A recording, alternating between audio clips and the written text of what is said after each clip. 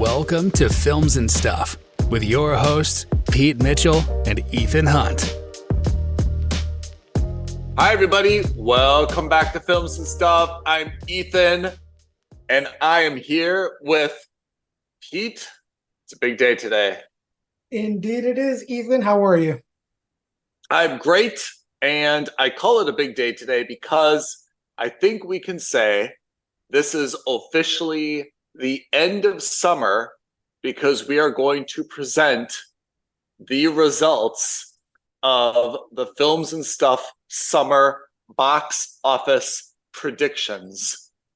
That's right. It's the results episode of the summer Predicties. Bam, bam, bam, bam. We had the Streamies. End of year streaming awards. That's right. And now we've got the Predicties. And I hope everyone appreciates this because based on the writers and actors strike, we may not have a lot of cinema in the future to do Predicties for in the winter. We may need to wait until like summer of 2025 at this rate, huh? Oh my God. Fingers crossed they can, pull their fingers out and sort something out this year. And by this year, I mean this month. Yeah. So as a recap, when did we make our summer box office predictions? That's actually a really good point. So for whatever reason, Hollywood has decided to co-opt the month of May into the summer box office season, which is fine by me because it just means one extra month of blockbusters. Which is fine. Which means that we made our predictions probably the first or second week of April at the latest. Kudos to us. That's very early in the season. Those are without a lot of background. I mean, a lot of trailers probably haven't dropped. Yeah. At best, we have information on who's starring in these movies. But even then, we may have seen trailers for the first month worth of movies. Beyond that, not much. If you can read between the lines, what we're trying to say is a lot of this is not our fault.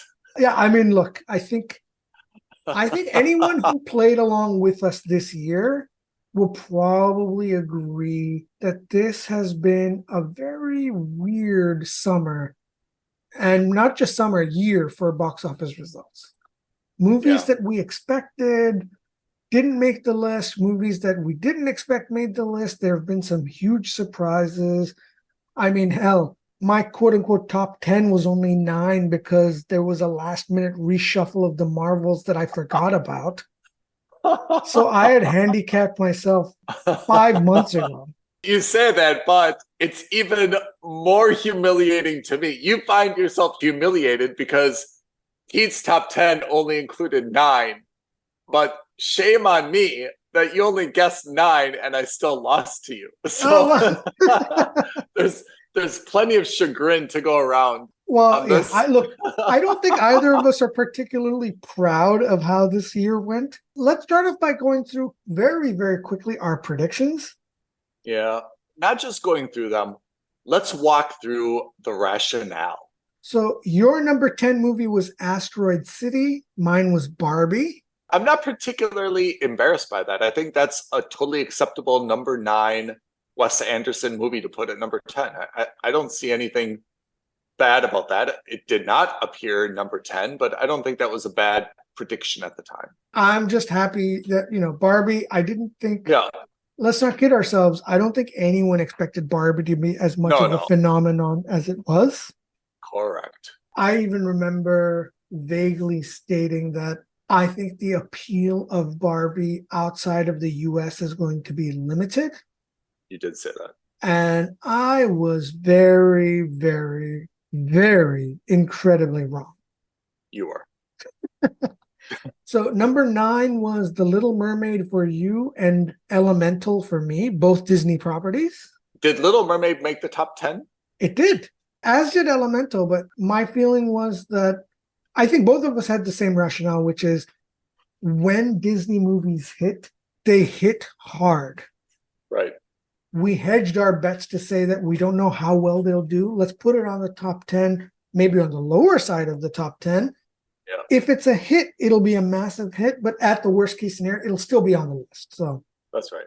Here's the first shocker. My number 8. Yours was Barbie, which is fine. Mine was Indiana Yep. Jones 5, The Dial of Destiny. Yeah. It didn't even make the top 10 this year. Both of us had Blue Beetle is 7. also a surprise, although after having seen the movie, not a surprise. I don't feel bad about that prediction. No, not at all. Had I seen the movie, definitely it does not belong in the top 10. Everything leading up to that, a very good trailer, the Latin American Mexican angle, Yeah. the idea that Warner was supposedly back, right? Like all of that probably indicated that Blue Beetle at number 7, superhero movie in summer, all of that I think were good data points, and we put it where it should have been. It just underperformed because it's a sucky movie. Yeah. And then another shared movie, both of us had Transformers Rise of the Beasts at number 6. I'm quite pleased with where we placed it. Miserable movie, but it's valuable IP. But it's a valuable IP, and it always overperforms overseas. Yeah. I had Indiana Jones number 5. Obviously, it did not perform well. Your 5 is The Marvels, which not a bad guess, just the wrong season. Not a bad guess otherwise. Oh, well. I mean, now that we both guessed Indiana Jones, I had it at 5, you had it at 8. Based on the intellectual property, based on kind of the summer, based on the star power of Harrison Ford, it's not really a bad prediction of where it would be. Again, it's just a case of that's a crappy movie. The filmmaker also has to hold up their end of the bargain. It was not a good movie, and that's why it wasn't in the top 10, right? Yeah, and I'm going to make this point again, but this was the first one of these movies that I fell for the hype.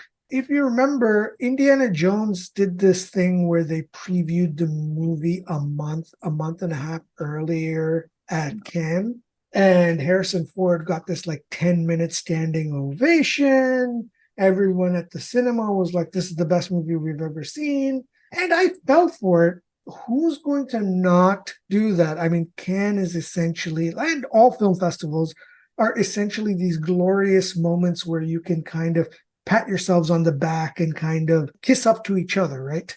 No one's going to come into Cannes and be like, Harrison, you did a really terrible movie. I'll tell you a little bit about my experience, and we'll get to this when we talk about Barbie. But I think I said, when I went to the cinema, I was shocked in Dubai how much marketing Barbie got. All the people standing behind in the popcorn counters, all the females had pink Barbie shirts on. Yeah. All the men had like that Miami blue colored Barbie shirt on. When you walk into the entrance of the cinema, they had like this big pink box, like with cellophane. A Barbie doll would come in, and they had hired 2 actresses or girls to dress up like Barbie and stand in that box, and everyone was kind of like taking selfies.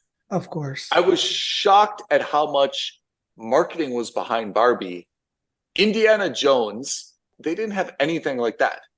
And if you think about Raiders of the Lost Ark, where they've got like the original, like that big boulder scene, right? That boulder is like so iconic. If they would have had like a big boulder in the cinema, just kind of like moving around or swirling around or going like up and down a track, that's the type of thing that would have taken Indiana Jones from a hype perspective to outside the top 10 to in the top 10. Yeah. None of that. So that's where we are for the beginning of our top 5. Hold on, listeners. It's going to get a little bit ugly. Number 4. Number 4, I predicted Mission Impossible 7, Dead Reckoning, and you predicted The Flash. Remind me of where Mission Impossible ended up. In 7th place. The Flash didn't make the top 10. Yikes. Number 3, we both had Fast X, which is not bad. Fast X was actually number 4 with 715 million. We're not a million miles off with Fast X, and the same for Guardians of the Galaxy. We both had it at 2nd place. We were quite close there as well. I think these were the only 2 movies that performed as well as we expected them to.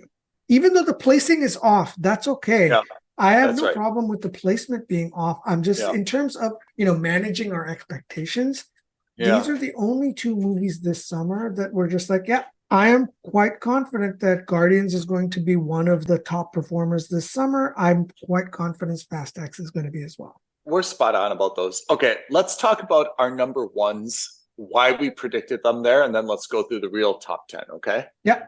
Pete, I'm sorry. You put The Flash number 1. Yeah. Obviously did not perform, but having seen The Flash, I still maintain that is a great movie. I'm really shocked and confused and disappointed. Maybe it didn't end up being number 1, but I thought it was absolutely one of the top 5 movies I've seen this summer. For sure. I don't agree with that sentiment. I don't think it was one of the best movies we saw this summer. I do. You know, as I was saying, I fell for the hype. You fell for the hype. James Gunn telling the world that this is the best superhero movie he's ever seen. I thought it was very good. James Gunn telling the world that this is so good that I am confident I would rather cancel Batgirl from coming out. I thought it was very and good. releasing this instead, even though the lead actor is one of the most problematic people in Hollywood at the moment. It happens. This is not a judgment on the Ezra Miller situation. This is just me saying I fell for the fact that James Gunn said all of these things. Yeah. And James Gunn has produced 3 of the better performing movies in the MCU. So if there was anyone who I would believe, it was James Gunn. That was me forgetting that James Gunn is now the president of the studio. His job is to sell a piece of crap, and it doesn't matter how fancy it is, it's still a piece of crap. Again, not a judgment call on the movie. That's just his job now. I put Mission Impossible number 1.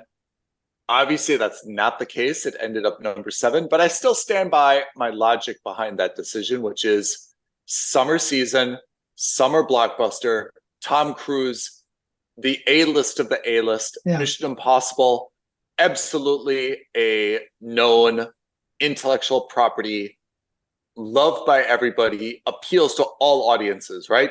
Moms, dads, date night, everyone in their 20s, 30s, 40s, 50s. I absolutely thought that was going to be, especially the hot streak that he rode after Maverick. Yeah. I had every reason to believe that Mission Impossible was going to be the summer blockbuster. Why? Tell me, why wasn't it so great? Is it a bad movie? Bad timing? Competition? No, I think it's bad timing. Honestly, I think this is a movie that would have been much better off coming out in October, in November, because if you remember, it was a direct competitor to Oppenheimer, and Barbie absolutely decimated not just Mission Impossible, but everyone in the theater. They were fighting with Christopher Nolan to get as many IMAX screens. And IMAX is obviously going to go with Christopher Nolan because he is like their number 1 supporter in Hollywood. So it was just a case of, I think Tom Cruise should have just told Paramount, let's sit on this for a couple more months. Let's release it in November when there's a lull in movies. Let's release this in October. I mean, no one could have predicted the strikes, but my God, in the middle of a strike, when there's nobody else going out, no new movies coming out, this would have had a much, much, much bigger impact, I think. I also think the second factor affecting it is that this is a 2-part movie, and they were not shy about that. They were very clear, hey, this is a 2-parter. You're going to see the sequel to this next year, probably next summer, maybe later now. We don't know when it's going to come out. Keep that in mind. And I think that tempered a lot of expectations. Maybe. Should we talk about our wild cards? Of course. Let's talk about the wild card. That's a good call. I mean, you nailed it with your wild cards. Actually, I think we both did, in the sense that we both took slightly different strategies, but both of us had Oppenheimer as a wild card. Turned out to be a very good thing to do as a wild card because Oppenheimer was a very good performer. I think both of us were banking on the fact that it was a Christopher Nolan movie. Not so much that it was a biopic, not so much that it was a good movie, but that it was a Christopher Nolan movie. If it's going to be a top 10 movie, this is probably why. Obviously, it's also because it was a fantastic movie. Right. Your strategy for your second wild card was, let's look at another potentially huge video game movie. We've already had one this year in Super Mario Brothers. Yeah. Maybe Gran Turismo could be the second big hit, which is a very sound strategy. Thank I you. went the other way and said, let's go with superheroes. I think it's going to be Spider-Man. Gran Turismo, I have to say, I think if they would have taken that exact same movie, recast it a little bit, brought in Michael Bay as the director, that would have been a billion-dollar movie. It's malpractice on the part of Sony that movie was not a billion-dollar movie. Absolutely, if they would have brought Michael Bay, changed out Orlando Bloom with someone who gave a crap, that would have been an incredible movie. It was just built for the big screen. The sounds, the cars, the action, the lighting, everything, the story. It was really built for the big screen. It's really disappointing why that movie didn't perform better. I also think that video game movies in general, I don't think need to be summer movies. I don't think they need to be summer blockbuster movies. I think you're aiming for the video game fans anyway. We'll go see movies any time of the year. Could this movie have come out in October and November and done just as well? Oh, man. I argue it would have done better. I'm sure they're kicking themselves now. Knowing what the lineup is now for the next couple months, a movie like Gran Turismo absolutely would have dominated the market. I think so. I don't know for sure. Of course, we can't predict. We do predict, but we don't always predict correctly. So without further ado, shall we break down the top 10? The actual top 10? Break it down. Number 10. The caveat, again, is that these are only movies that were really predominantly Western-based. We're not including foreign language movies like Chinese or Indian. If we did, I think the list would look dramatically different because I think there's a bunch of Chinese movies that did very well. And caveat number 2, this is as of 15th September. Yes. So possibly things could change, although maybe not dramatically so. Yeah, I think at most we're going to see a swing of 10, maybe $20 million upwards for any of these movies. But there are no two movies, with the exception of Mission Impossible and The Little Mermaid, that are so close. They're only $6 million apart at this point. Yeah. With the exception of those two movies, I don't think there's going to be a change in order. In fact, Mission Impossible is already out of the cinema. Little Mermaid is still in the cinema. So if anything, Little Mermaid might extend that lead a little bit.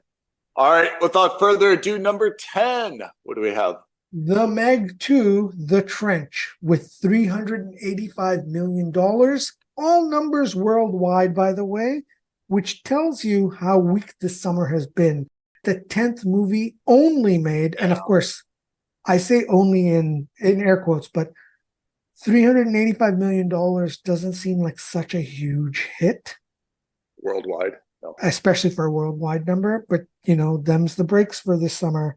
We'll definitely forget about that movie anytime soon. That being said, would you be surprised if there were a Meg 3 in 2 years? Absolutely not, because I think the majority of the money actually came from the Chinese market. Yeah. The way the Chinese market works is that if a movie happens to hit big there, oh boy, they will get a $500-600 million. So I think they'll take that punt and make a third. Meg 3, the bigger trench. Yeah. Okay. Number 9, Transformers: Rise of the Beasts. $438 million. I think I've gone on the record of saying this is one of the lousiest movies and most colossal wastes of my time that I can recall. I cannot find anything even remotely redeeming about this movie. I would urge everybody to avoid it. Yet, it still made $438 million. Confounding. Number 8, Elemental, Disney's animated movie about elements. Yep. So Elemental made $484 million. The story of this is that it didn't look like it was going to be a top 10 movie. It had a very, very slow start. But through positive word of mouth, through high reviews, it's what they call legs in the industry. The fact that it was able to just stick it out week in, week out, every week, even though it wasn't making $100 million a week. It just was making enough that Disney kept it in cinemas, and it just legged it out. It ended up coming up in 8th place. It did very well. Did you see it? I did, yeah. I enjoyed it. I thought it was very good. I thought it was one of the better Pixar movies as of late. Certainly better than anything that came out last year. It makes sense to me that people are still ambivalent about Pixar movies. The last couple of Pixar movies have been mired in controversy, but I think this was a good return to form for Pixar. Number 7, Mission Impossible. Not a surprise it's in the top 10. We just think it 564 million. It just underperformed expectations, right? Big time. So first of all, the good crossed $500 million. That's great. But considering how expensive this movie was, not so good. And then the second thing is that, of the quote unquote modern day Mission Impossible movies, right? So we're talking Mission Impossibles 4, 5, 6, 7. This is the lowest performing. We were hoping for the Tom Cruise bump. That didn't come for this movie. I mean, it makes things worse because the one that comes out next summer or later obviously does not have a whole lot of momentum going into it then, right? Absolutely not. That's the problem, is that effectively to watch Mission Impossible 8, you're going to have watched Mission Impossible 7 because it's a direct sequel. Oh, and absolutely. They left off on a cliffhanger, not really as dire, but still, when you've got that situation and when the movie hasn't performed well, that puts Mission Impossible 8 in a very dicey situation. Yeah. Don't be surprised if Paramount decides that before Mission Impossible 8, they're going to do a bunch of free screenings of Mission Impossible 7. Because otherwise, how do you hype up people to watch this? You and I will go watch it, not just because we're fans of the movies, not just because we've got this podcast, but because we've also seen Mission Impossible 7. But my dad, for example, he didn't bother watching it. He didn't even want to, and he likes action movies. He likes Tom Cruise. How is he going to watch the sequel to this without having seen this one? Yeah, I agree. It's really hard. It's like you're basically setting the ceiling already, which is, okay, the ceiling will be 564 million or whatever the foreign equivalent of that is. Exactly. Unless, again, Paramount says, you know what, we're going to throw this on Paramount Plus. We're going to offer this for free to a bunch of different streaming platforms. We need to get it out there and in as many people's watch lists as possible. They're going to have to. All right, number 6, just a skosh ahead of Mission Impossible, is Disney's live action The Little Mermaid. I did not see it. I think it kind of underperformed, but not really dramatically. Is that right? Yeah, so it didn't underperform dramatically, but it did underperform fiscally because the budget was so high. Like it was a $250 million movie to make, plus another $100 million in prints and advertising. So you really were hoping that they were going to make $750 million to break even. Not the case. I did not put this on my list. You had it on your list. I was not confident that it would be a top 10 movie just because there was so much controversy surrounding the casting. I just didn't think it would do very well. I was wrong in the sense that it did make the top 10 list, but I was not wrong in the sense that it underperformed very heavily. Yeah, that's right. I think I viewed this as, look, it's Disney. It's got a big name. They will drag it to the finish line if they have to. And that's kind of what happened, which is not a whole lot of critical acclaim, but Disney put their hype machine in motion, suppressed any of the negative stuff. And credit to Disney, they kind of got it, to the finish line. But definitely it should cause them to rethink how they do remakes, especially live action remakes in the future. To be determined. Top 5's coming, and Pete, you nailed it on number 5, Spider-Man, the animated Across the Spider-Verse. This wasn't even on my radar at all. You mentioned it as one of your wild cards. You saw this was going to be popular. I wasn't sure how popular it was going to be. That's why I put it on my wild card, because the first movie didn't make a ton of money. It did phenomenally well with critics and with fans, but in terms of box office success, it wasn't there. And the second movie, I said, look, it could explode, but I don't know if it will. I know that, again, critically, it'll do very well, but will it do very well commercially? Not sure. And it smashed it. I mean, $687 million against a budget of $100 million. Yep. Wonderful. I watched it, and it's definitely an entertaining, well-done movie. I don't love it as the 5th best movie this summer. It's a good stay-at-home streaming movie, to be honest. It really is. It really, really is. Again, one of the things that hurt it was that the way the naming of this movie was done. Yeah. I didn't know that this was also a two-parter. Yeah. Honestly, that kind of hurt me. So, all right, top 4, beginning with Fast X Part 1, $715 million. Give me your stream of consciousness thoughts. Where do you feel about this? No surprise, it was a top 5 movie. Internationally, it did very well, as the Fast and Furious movies all want to do. I think it performed as well as I expected to. I just think that the movie is a disappointment for 2 reasons. 1, it's also a cliffhanger movie. 2, it's so expensive. I mean, the movie costs $340 million to make. I don't care how you cut it. It's not a profitable movie. In terms of expectation, I think Fast X definitely was shooting for $1 billion. So this is below their expectation. But I found the movie was just unimaginative. If you've watched the first 9 and many other action movies, I don't think there was really anything whatsoever about this movie that was interesting, different, awe-inspiring. It just felt, to me, it felt very, very flat, and that they had just kind of recycled a lot of the same old stuff, spent more money on locations, more money on big stunts, but 100%. I didn't feel like they were spending for value. They were just kind of spending to say, like, well, we've got to do absolutely. Nothing remarkable about the movie. I totally. Okay, we're getting there. Number 3, Guardians of the Galaxy, Volume 3.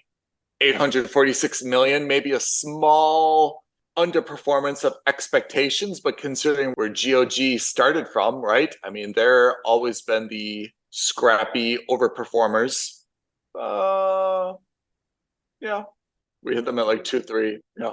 And we were pretty sure they'd be battling it out in terms of order, but generally speaking, I think it performed exactly where I'm sure, of course, again, this was also an expensive movie to make. I'm sure they were hoping that Guardians would be a little bit more profitable, considering they spent $250 million plus maybe another $150 on prints and advertising. Yeah. But having said that, we both thought it was going to be a top-tier movie, and it basically was. So I guess it's going to be interesting to see like what happens next with Guardians of the Galaxy, right? Yeah, so I mean, my understanding is that the Guardians aren't coming back, but that Chris Pratt is. Yeah. So I expect him to play a part in the next Avengers movie, whatever that's going to be. Number 2, this is where the surprises came for us. Number 1 and number 2. There's no sugarcoating it. We thought both of these movies were going to be great. We thought that they would be popular. They just knocked our socks off in terms of where they performed. And I want to understand why. Oppenheimer, the number 2 movie of the summer, almost $900 million. We agree on a lot of things. Fantastic cinematic work. But number 2 of the summer? What do you think of that? For sure, it overperformed. Again, and this is not a critique on the movie. Overperformed in the sense that based on our expectations. I don't think anybody expected this movie to do this well. But having seen it and knowing how phenomenal that movie was, still $900 million? I'm really surprised, I have to say. Yeah, I mean, it's a biopic, 1 thing. 2, it's a biopic of a scientist that most people are probably not very familiar with, even if they are familiar with the work, probably not familiar with the scientist. That's a second ding against it. And 3rd, it's rated R. That's a tough sell. How about number 4, when it came out and the competition it had at the same time? My God. How is that possible? Same weekend as Barbie. And Mission Impossible is out around the same time. Yeah. Really confounding to me. It did very well given the circumstances. Mhm. Is this a movie that I think would have done better if it weren't competing with Barbie? Maybe, but I don't think so. I don't think there's much Yeah. overlap in terms Yeah. of the Venn diagram of audience that wants to see Barbie and the audience that wants to see Oppenheimer. That overlap is very small. I mean, Oppenheimer is Christopher Nolan, and Christopher Nolan is one of the last few really known directors, right? People say, I want to go see a Christopher Nolan film. Yeah. That doesn't happen very often anymore.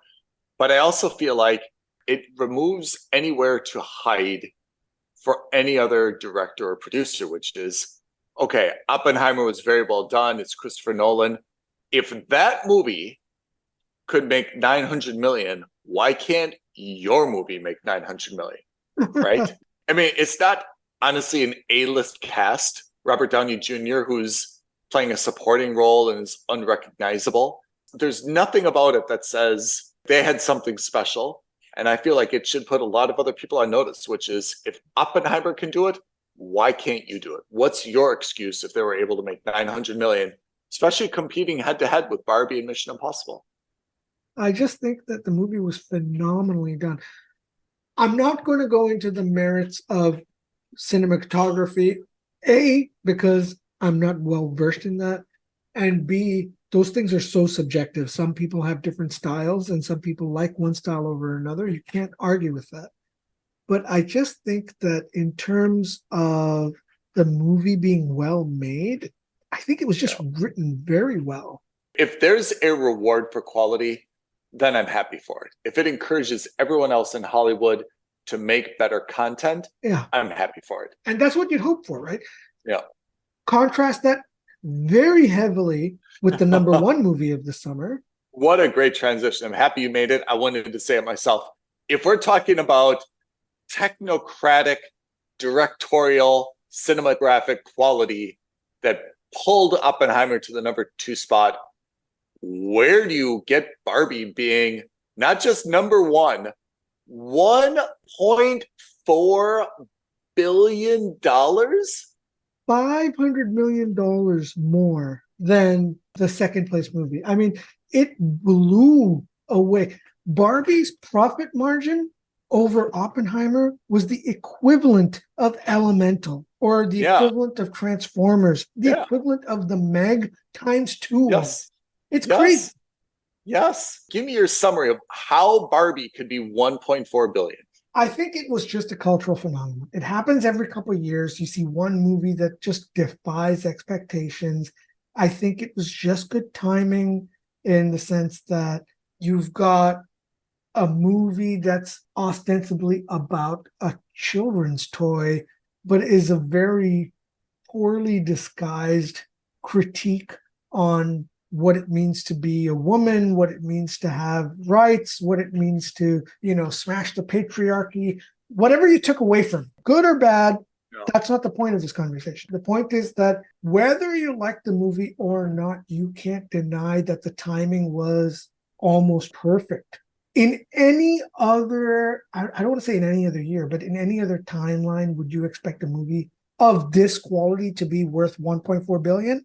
I don't think so. I really don't think so. The only other conclusion I can draw to this is that audiences were starved for something straightforward and simple. Guardians of the Galaxy, it's now volume 3. Fast and Furious, it's now on 10.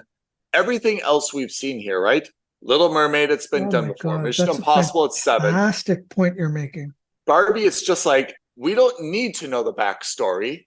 In fact, hey, I want to see Barbie and see what this is all about. We really didn't know what the Barbie storyline was going to be. We didn't predict the ending. There were no memes about family or whatever Tom Cruise's latest stunt is going to be, or Transformers' inconsequential action sequences. Like, I think Barbie was... it almost dumped it down for audiences who were just gagging on all the different universes and sequels and saying, hey, I just want to go and enjoy it. And Barbie looked happy. If you looked at all the previews, it was funny. The colors were great. It just had a good vibe to it. Yeah, it stuck out in more ways than one. Yeah, absolutely. It caught that wave at the right time. And I think, I'm really surprised I'm going to say this, but Ryan Gosling had just enough appeal to dudes. It wasn't you questioning or where anyone could question your sexuality one way or another, because you were just seeing a cool bro, a cool dude. Yeah. You weren't there because like, oh my God, he's so handsome. I'm so attracted to him.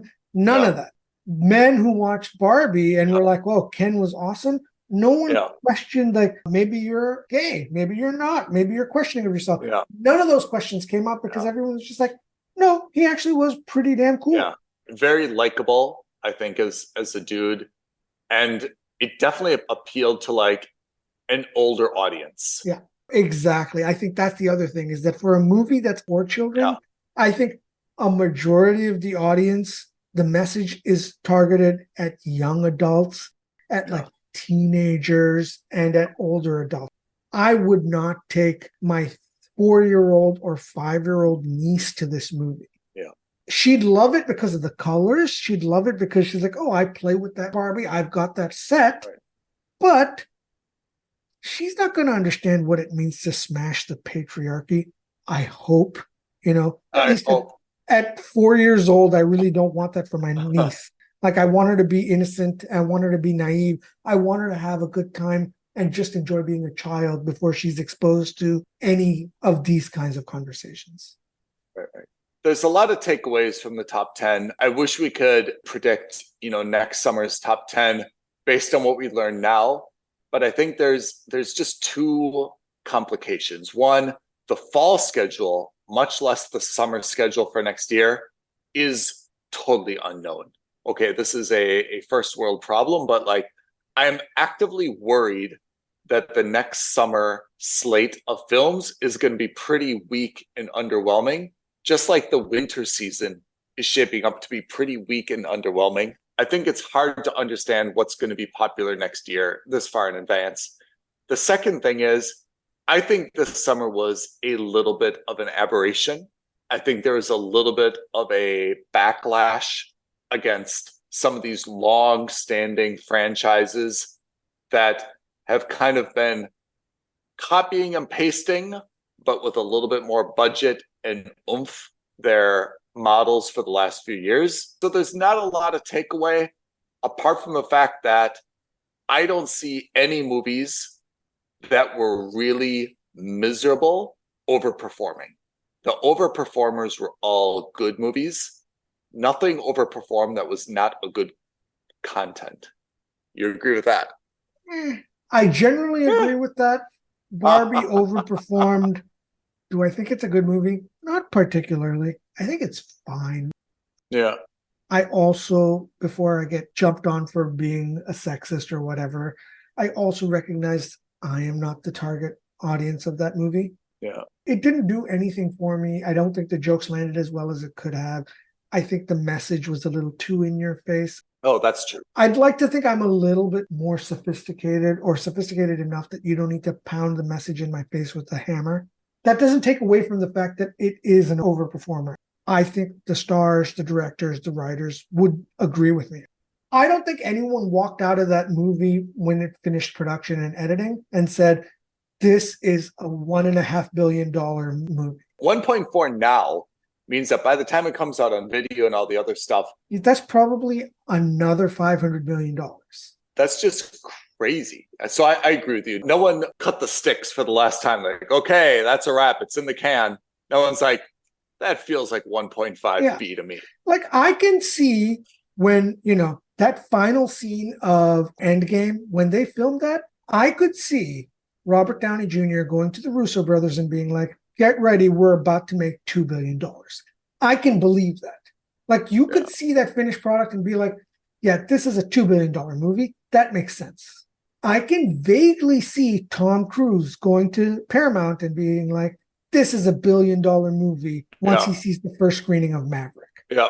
Man, would I love that there was like a system where, like the lead actor, actress would put like in an envelope after seeing the screening, like Their prediction? Yeah.